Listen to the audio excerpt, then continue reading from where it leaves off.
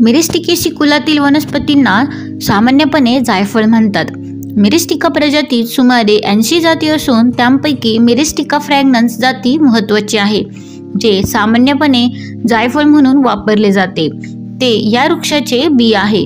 हा वृक्ष मूळचा इंडोनेशियाच्या मोलुक या बेटावरचा असून त्याची लागवड मलेशिया, ग्रेनेडा, जावा, सुमात्रा, श्रीलंका तसेच पॅसिफिक व हिंदी महासागरांतील बेटांवर केली जाते.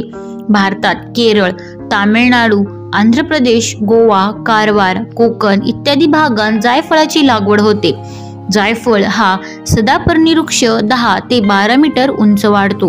पाने साधी, एकाडे, काळसर हिरवी, रुंद भाल्याच्या आकाराची व गुळगुळीत असून 7 ते 14 सेंटीमीटर लांब, 4 सेंटीमीटर रुंद असतात.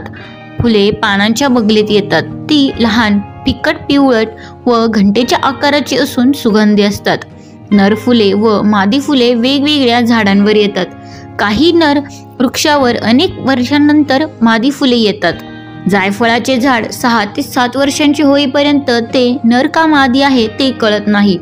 मृदू फळे प्रथम पिवळी, 5 सेंटीमीटर व्यासाची, लंबगोलाकार, मांसल व सुवासिक असून ती नंतर तांबूस होतात. ती एकेकटी किंवा 4 ते 5च्या झुपक्यांत वर्षभर येतात. फळात एकच बी असते. बी लंबगोल असून बाह्य कवच गर्द, पिंगट व शेंदरी जाळीदार आवरणाने आच्छादलेले असते. या आवरणाला जायपत्री म्हणतात. बाजारात आलेल्या जायफळ बियांवरील कवच काढून पाठविलेले असतात. जायफळाला उग्र वास व तिखट चव असते. ते उत्तेजक, स्तंभक व वायुनाशी असून निद्रानाश, अतिसार, उलटी, उचकी, पोटफुगी, बद्धकोष्ठता व खोकला यांवर गुणकारी आहे. जायफळातून मिळणारे तेल रंगहीन किंवा फिकट पिवळे असते. त्यात कॅफीन हा घटक अधिक प्रमाणात असतो.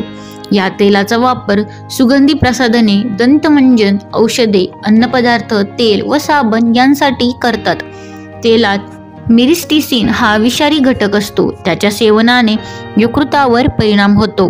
पाने, फुले व साल उपयोगी असून त्यांच्यापासून बाष्पशील तेल काढले जाते. जायपत्री तिखट, कडवट, रुचकर व उष्ण असून मसाल्यात व औषधांत तिचा वापर करतात. धन्यवाद.